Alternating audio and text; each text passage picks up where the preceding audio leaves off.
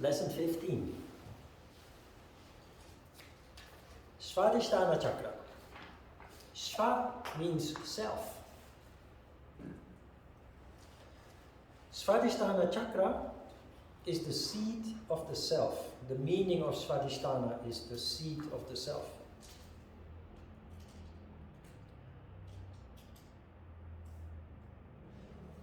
When sattva occurs in this chakra, people naturally start to connect with their true self.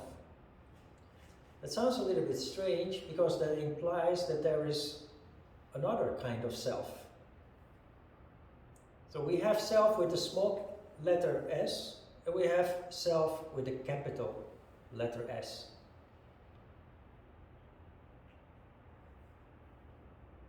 When we are born, we look out to the world, and based on our environment, based on the culture in which we are born, the education that we receive, based on our upbringing, the neighborhood in which you grow up, we develop an image of who we are. This image, however, is based on superficial elements. If you were born in another location, with another upbringing, another environment, another education, you would have another image of yourself. And then again, if you were born in yet another location, the same person, the same soul, basically,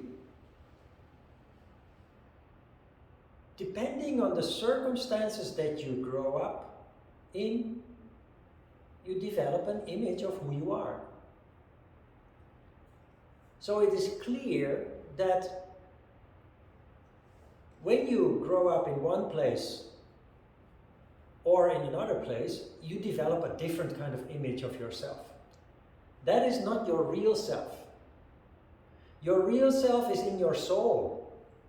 Your true self, that is your heart's content. That true self is an identification or a connection that many people are not capable of realizing. And the reason for that, again, is energy. Interestingly, you do not have to look for yourself. All you have to do is create sattva, which is what you do since you started practicing yoga. It is my personal experience, and I know from many of my students that their life changes after they start practicing yoga. Their perception changes after they start practicing yoga. The perception of the world around them, but also the perception of themselves. It is a natural development that you start connecting with your real self. We have come across self-study as the 9th of the yamas and the niyamas. It was the 4th niyama, self-study, and I kind of explained it there already. The suggestion is done given that you must sit down and study yourself. It doesn't work like that. Create the condition, sattva, which you can do through yoga, but there are other means, other practices, and you will naturally connect with the self. This leads to a journey that takes time. Why? Because you are conditioned. You are conditioned with all kinds of identifications that have nothing to do with your true self, with your heart's content. And all those identifications that you have acquired since you were born, you cannot just erase them in one day and say, from today I will just connect with my heart's content and live accordingly. It's a gradual process. You gradually become more and more familiar and connected with your true characteristics. You will discover interesting aspects, amazing aspects, sometimes disappointing aspects. And at the same time that you are in that process, discovering your heart's content more and more, you at the same time become aware of the fake identifications, of the superficial identifications that you have acquired since you were born, based on family, culture, education, the environment in which you grew up.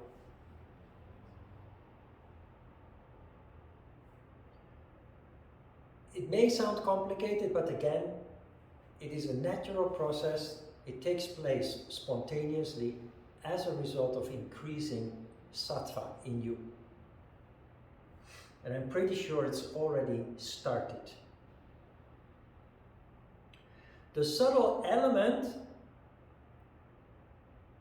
of this chakra is water. The subtle vehicle of action, the karmendriya, is reproduction. The subtle organ of perception, the jnanendriya, is taste. The subtle energy is samana prana. The color associated with this chakra is orange. Last week we saw the previous chakra was associated with color red, very interesting. And the mantra, which is not so important for our purposes, is VAM. What is very interesting is the element of water.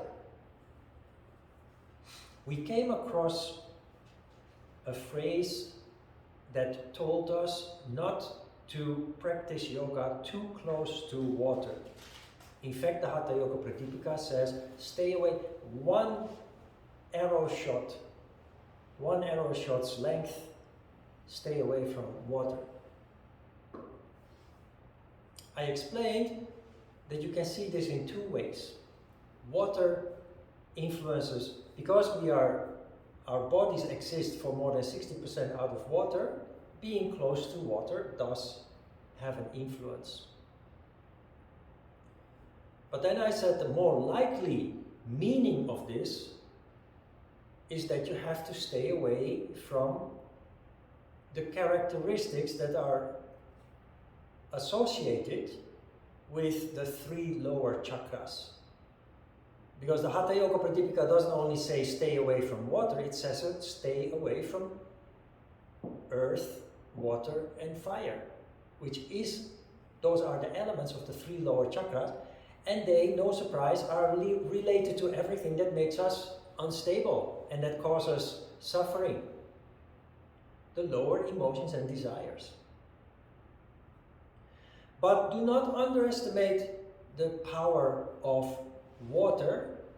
You can see on a cyclical basis, the level of the oceans rises several meters twice a day. The ebb and the flow of the water.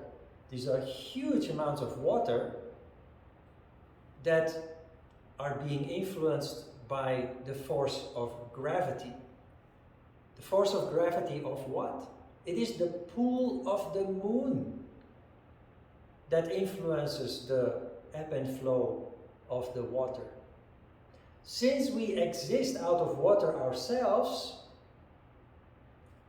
the moon, without us being aware of it, has a huge influence on our psychological functioning, but also on our physical functions.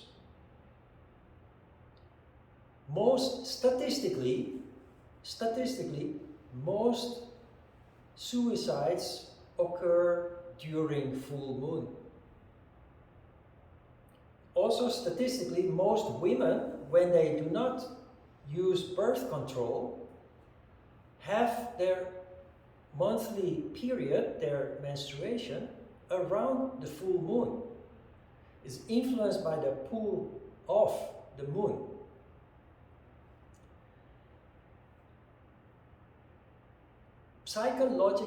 People in psychological distress peak during the full moon. So the element of water is not to be underestimated. People are not aware of this. We do not consciously realize, oh, today is full moon, I feel different. But it very much influences how we feel, but also very importantly, how we act. You all know the image of the witch flying on a broomstick. You know the image of a witch flying on a broomstick? What else do you see in that picture? Always the full moon.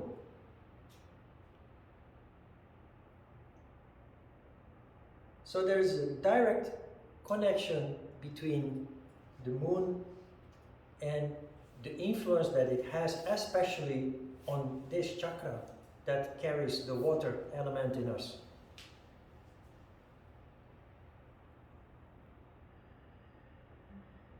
The chakra is responsible for the functioning of lower desires such as jealousy, greed, and desire, which we consider in a negative way, but it is also concerned with habits like saving,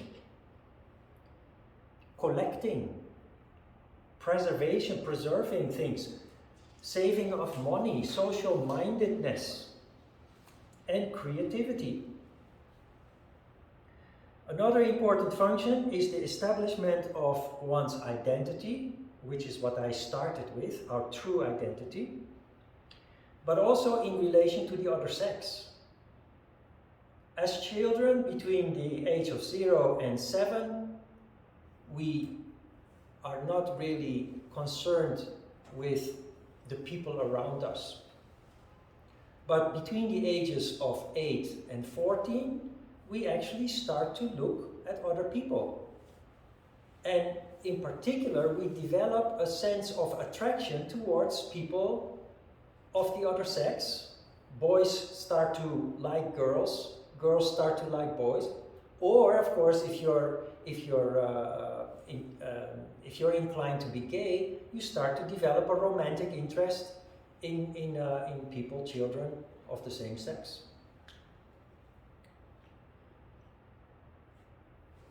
It is also the age bracket between 8 and 14 where this chakra develops. The developmental stage is mainly between the age of 8 and 14, where instinctive sexuality, which is the animal-like, purely physical sexuality of the earliest stages of life, slowly turn into, we develop a sense of eroticism and romanticism.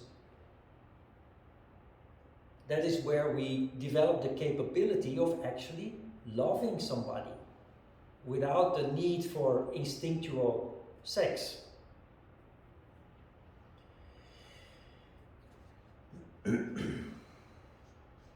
Disharmony in this chakra is the cause of difficulty with becoming pregnant. Both men and women can have infertility issues as a result of disharmony in this chakra. throughout the years, especially in the beginning stages when I had lots of room and I was developing, I was open to all kinds of suggestions, and I had private classes and I had group classes, and somebody suggested to do classes for pregnant women. And when I started doing prenatal classes, then women would also come to me saying, I have difficulty getting pregnant, and people have recommended that I start practicing yoga. And always, before we actually start, I would always say, listen, becoming pregnant is easier if you stop thinking about it. Because we live in the time that everything is planned. While in the past, children were just born. I come from a family of 7. Children were just born. Every year another child. But now we can plan, we can control it, and we can postpone it so that we can do the things that we wish to do before committing to a family. The thing is, the moment that we decide to have a child, we develop a field of tension based on wanting.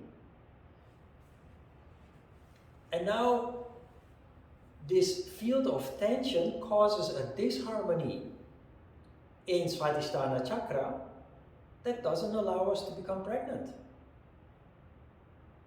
So my advice when women come to my class for the purpose of becoming pregnant is, please stop thinking about becoming pregnant. And if you make love with your husband, if you have sex with your husband, do not do that with the idea that I must become pregnant. Because not only your husband, but you too will hate making love with each other if you do continue like this. So from now on, stop thinking about wanting to become pregnant. And when you make love with your partner, do it because you want to, because you feel like you did before. And you know what? Within 6 months, all the women that have come to my class wanting to become pregnant but not being able to, within 6 months, all of them have become pregnant. It's really about energy.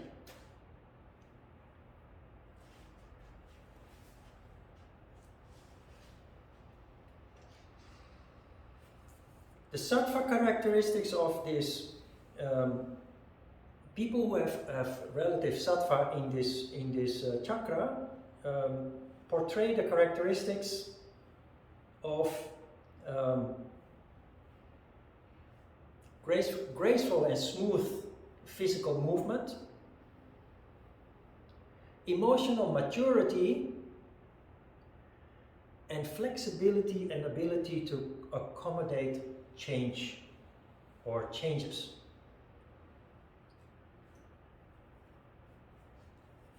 This chakra is very much related with emotions, and you may also recognize that people become very unsettled, even stressed, when change occurs.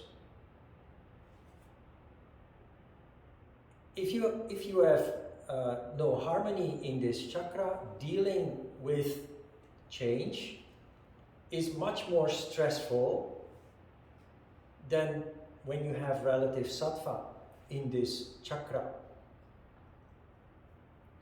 Emotional maturity also means to be able to deal with conflict without becoming enraged, furious, or sad, and just in a rational way approach the conflict that you're dealing with so that you can solve it in an efficient and a practical way.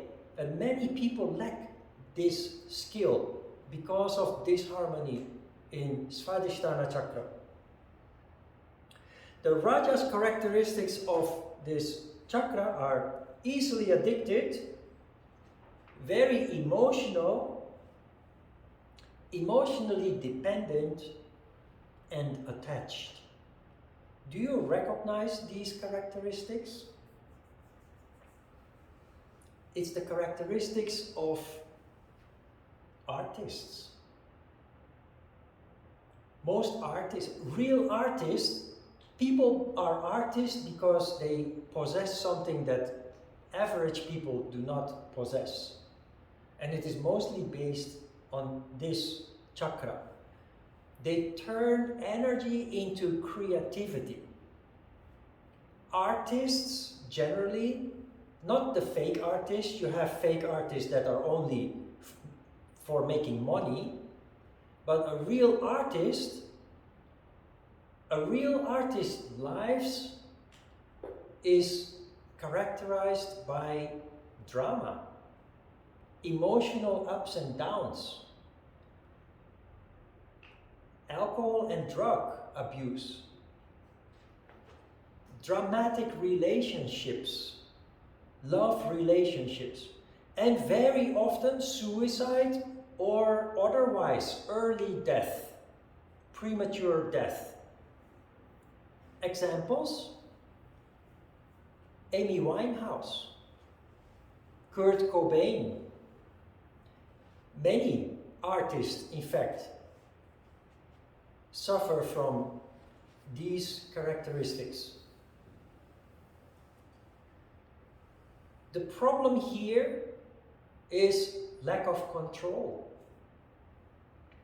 There are also amazing artists that have lived to very old age.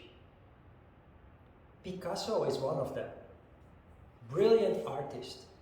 There's also a musician, Yehudi Menuhin. Have you ever heard of Yehudi Menuhin? Yehudi Menuhin is a violinist, but he wrote the foreword in this book.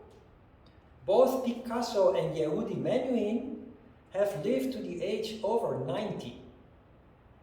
What is the difference between those two and other artists? They had found ways to control their huge amount of energy.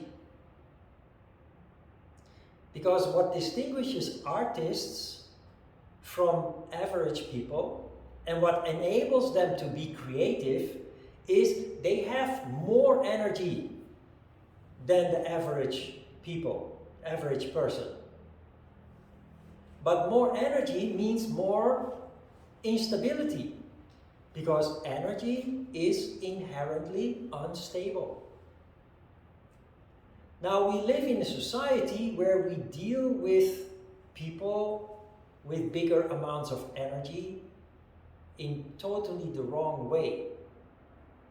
People with bigger amounts of energy, they are by definition more sensitive and more emotional.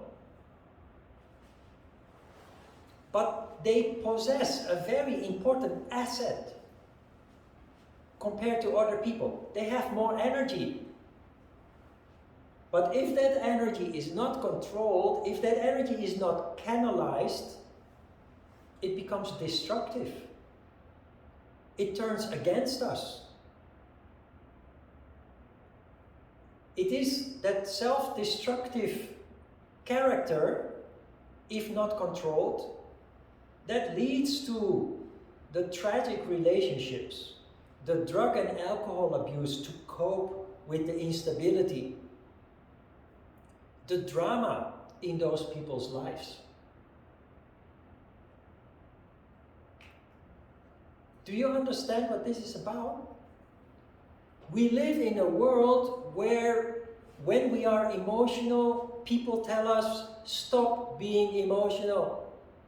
Because we consider emotional people to be unstable, mentally unstable. Maybe you need psychological help. Wrong, totally wrong. What we need is a way to canalize that energy. Remember the principle of the laser beam. Energy is your most precious asset in life, not money, not real estate or diplomas from university. Energy is our most precious asset. Without energy, there is no health. Without energy, there is no love. Without energy, there is there is no creativity. Without energy, there is no inspiration.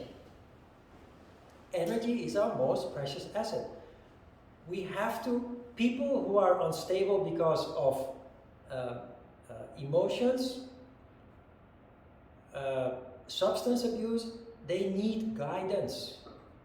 And of course, because I'm a yoga teacher, I would say what they need is yoga.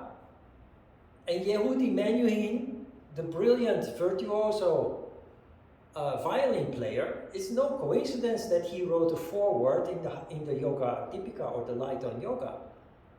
He used yoga not only to canalize his energy, but also to enhance his creativity.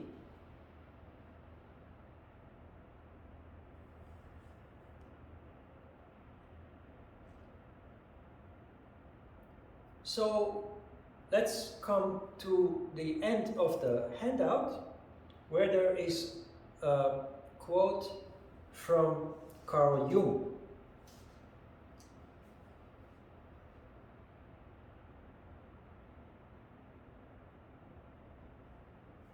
Let's start with the fourth paragraph from the bottom, where there is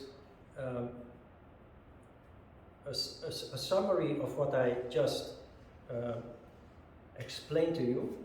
Oppressing emotions leads to an imbalance in this chakra. Sadly, we live in a world where emotions are not being appreciated for what they are, which is precious energy. We live in a world where we are told not to be emotional, where we are told that we are weak if we show emotions. So what do? Subconsciously, we suppress our emotions and get stuck in this chakra as a result of that. People who express themselves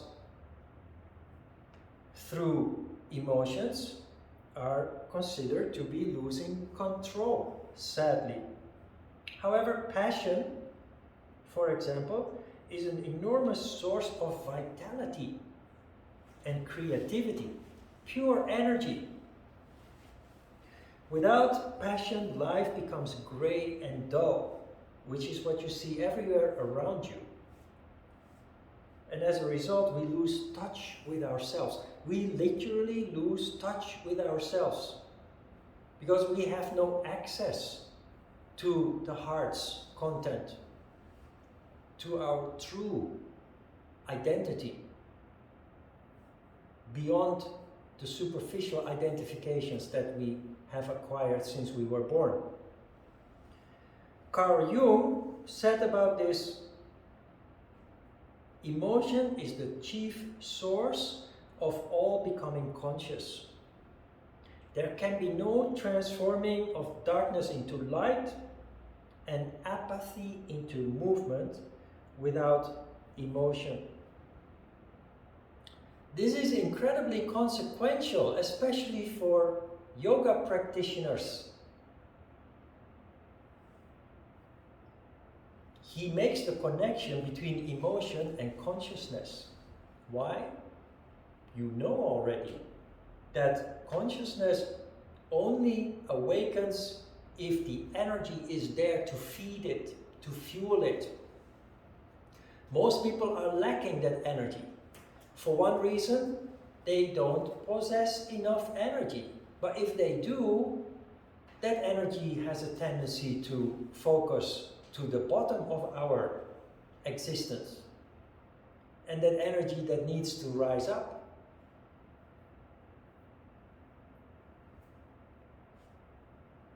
Carl Jung says emotion is the chief source, the most important source for the work that we do is vital energy. And emotion is vital energy.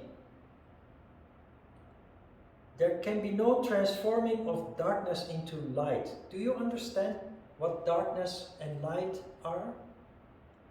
Darkness is lack of consciousness. It's not dark like at night, but it's the darkness of the human soul, or the lack of soul. That means darkness. Light is consciousness. Emotion, freeing emotion, allowing emotion to exist, leads to the sources of vital energy that we can then use for spiritual purpose, for the awakening and further expansion of consciousness. And everything that comes out of that, including the discovery of the true self. Sva.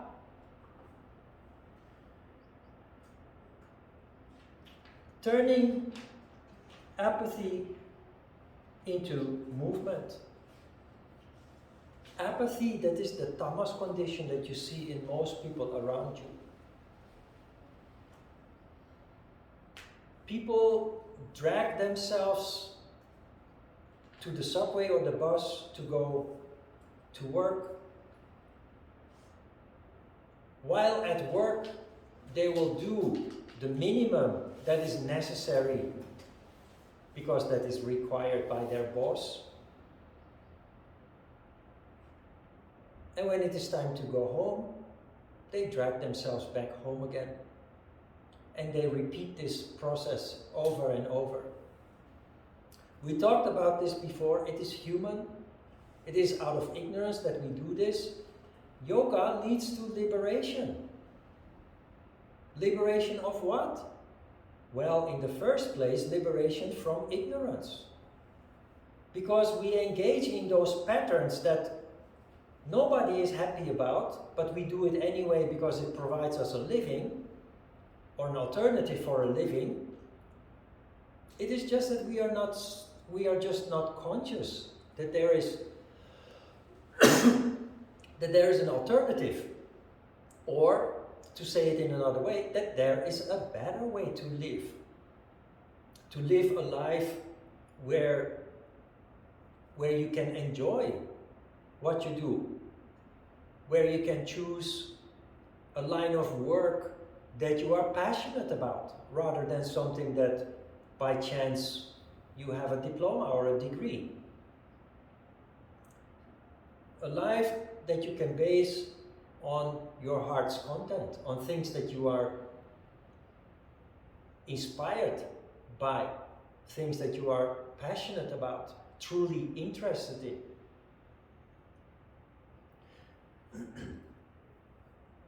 Just at the introduction of this chakra, I mentioned that apart from the negative aspects of this chakra, there are also some positive aspects. One is saving things. The one thing that you see in this developmental stage between the ages of 8 and 14 is that children develop a hobby. And often the hobby entails the collection of something. Collection of images of animals, hundreds of animals on cards, or soccer stars, or post stamps from all over the world. Also, collection of money. Children start actually thinking about saving money. When they receive their pocket money, instead of going to the shop to spend it, they put it in their piggy bank.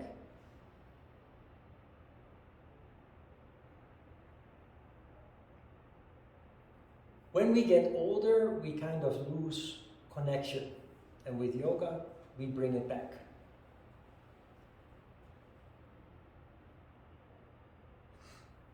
If you do not allow yourself emotions, growth comes to a standstill. Now, it is very important that when you think of emotions, that just expressing furious rage is not healthy. That is not what this means. Because if you express furious rage or hatred or other very strong emotion, if you express them, it leads to conflict. That does not mean that you must suppress the emotion. As yogis, we deal with it in a rational way. Why do I feel this rage? Is the person I'm dealing with doing wrong to me? Or does it come from my past? Very often emotions are related to the past. And if you project them on a person in the present, that person feels very wronged, treated unfairly. They have just no understanding where your anger comes from. So expressing of emotions does not mean to just be angry with everybody and just attack everybody with emotions. No, it is in the first place to consciously experience your emotions. And when it is related to a negative emotion, you try to understand that emotion rather than venting it and throwing it around, causing mayhem and conflict. You try to understand what the emotion is trying to tell you. Because emotion is always telling you something. It tells you something about the situation that is wrong. If it involves other people, the relationship between you and that person may be totally improper. Or it can be related to something that happened in the past that has caused a traumatic memory in you that is being triggered in the presence of other people. And by observing those kind of things consciously, trying to understand them, you start understanding more and more about who you really are. And also, it will tell you what you need to do in your life, other than just working and taking care of family or yourself. There are other essential things that are related to our inner workings that require attention, that are by most people neglected simply because they're not aware of it.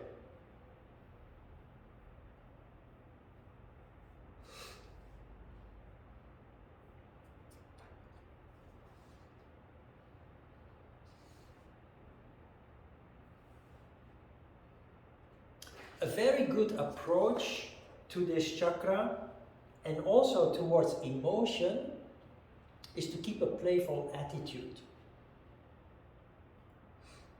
Humor, joking, fooling around, playing, goofing around, just being silly sometimes. In human relationships, when you are serious, it gives a very heavy presence to people. That can be stifling, can be choking. On the other hand, if you know how to play with serious situations, including with your emotions, that gives a very light presence to people. It is the purpose of humor, comedy, is exactly this. To enlighten us, to brighten us up, literally, to make energy flow that has gotten stuck because we are so serious. That is the purpose of Mr. Bean and all those other comedians. Joking around, fooling around, doing ridiculous things just to make us laugh, but also to help us put ourselves into perspective.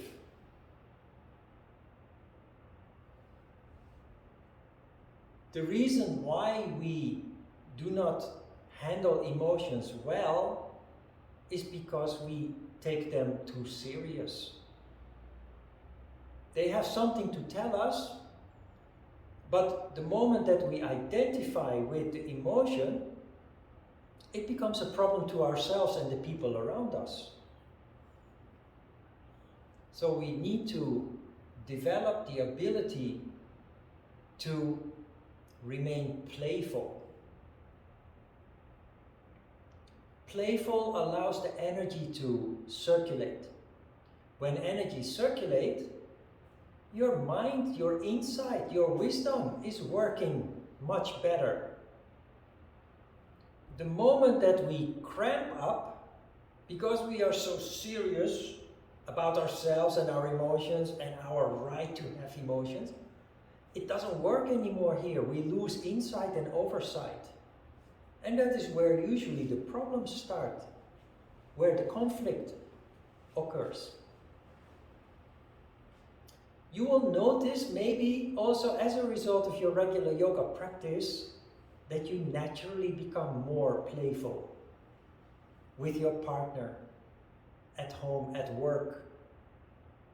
And you will notice that it changes the way that people deal with you in a very positive way. It's all about energy. Questions? Let's have a short break.